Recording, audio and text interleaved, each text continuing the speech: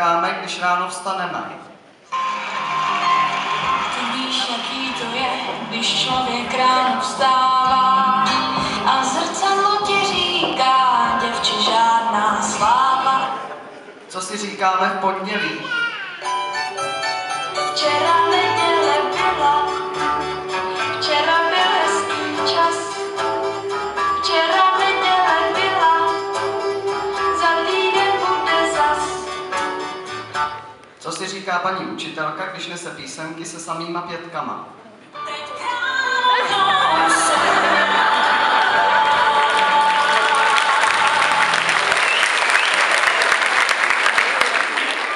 Co mi na to? Já jsem to nevěděl, tak prosím pětku ne, tak prosím pětku ne. Ne, pětku ne, běda jsem ztracený, táta se rozlomí, se spoutu trestaný. Co si říká paní učitelka, když vyvolá někoho k tabuli? Párku najde, pár, říš se na dutě.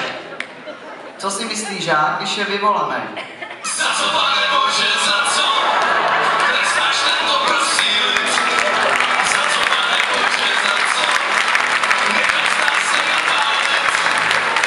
Na co myslí žák, když čeká na radu? Čekám na signál.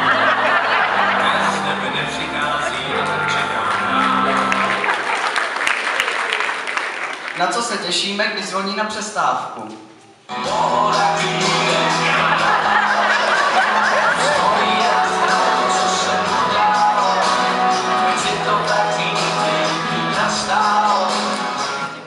Na co myslí kluci ve třídě?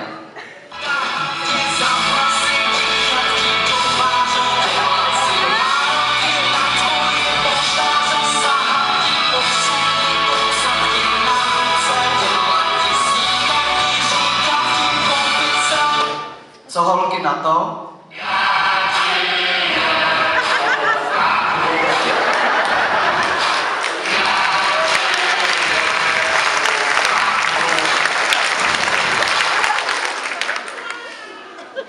Jak si učitelé představují hodinu?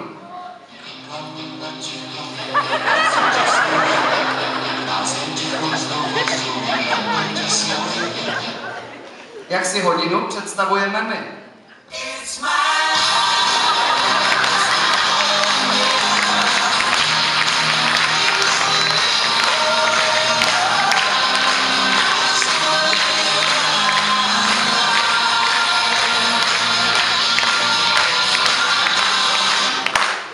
Co chtějí rodiče, aby jsme dělali?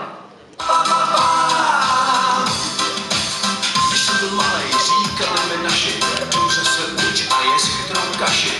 Až jednou vyrosteš, budeš doktorem práv. Takový doktor si sedí pěkně v suchu, bere velký peníze a škrábe se v uchu.